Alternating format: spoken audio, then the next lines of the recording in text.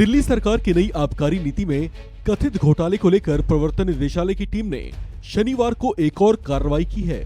आम आदमी पार्टी के नेता और दिल्ली के डिप्टी सीएम मनीष सिसोदिया ने अपने पीए के घर पर ईडी की रेड और उनकी गिरफ्तारी का दावा किया है। इस सिलसिले में उन्होंने बाकायदा एक ट्वीट कर बीजेपी पर निशाना भी साधा है।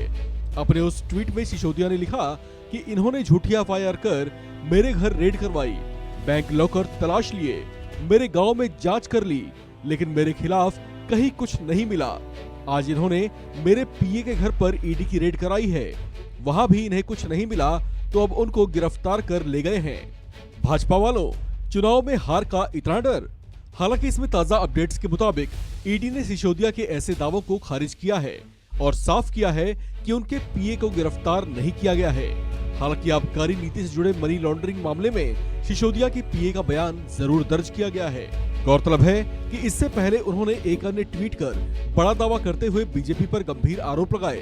उन्होंने ट्वीट कर लिखा कि एनसीडी और गुजरात में बुरी तरह हार के डर से बीजेपी ने तिहाड़ में बंद एक ठग से डील की है।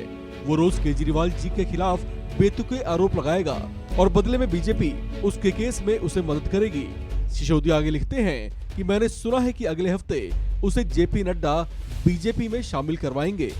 दिल्ली में सत्तारूढ़ दल आम आदमी पार्टी के नेता और डिप्टी सीएम मनीष सिसोदिया पर पिछले कुछ समय से सीबीआई का भी शिकंजा कसा हुआ है। पिछले दिनों कथित शराब घोटाला मामले में घिरे मनीष सिसोदिया से सीबीआई ने पूछताछ भी की थी, जिस पर पार्टी के संयोजक अरविंद केजरीवाल ने खासी नाराजगी जताई थी।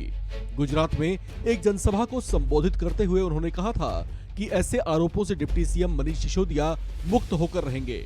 उन्होंने इशारों में ही इस तरह के एक्शन को राजनीति की गलत मंशा बताने की भी कोशिश की थी। उन्होंने कहा था कि मनीष सिसोदिया को शिकार बनाया जा रहा है।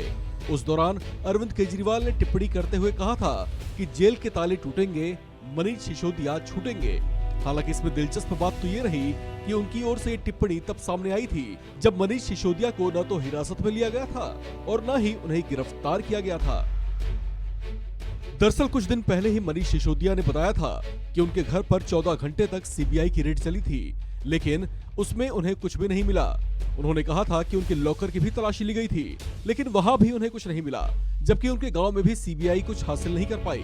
इस पर अरविंद केजरीवाल ने सीबीआई की ओर से जारी समन और केंद्र के खिलाफ अपनी सरकार की लड़ाई को दूसरा स्वतंत्रता संघर्ष बताया और आम आदमी पार्टी के नेता मनीष सिसोदिया और सत्येंद्र जैन की तुलना शहीद भगत सिंह से भी कर दी थी। इस खबर में फिलहाल इतना ही। बाकी अपडेट्स के लिए बने रहिए वन इंडिया हिंदी के साथ।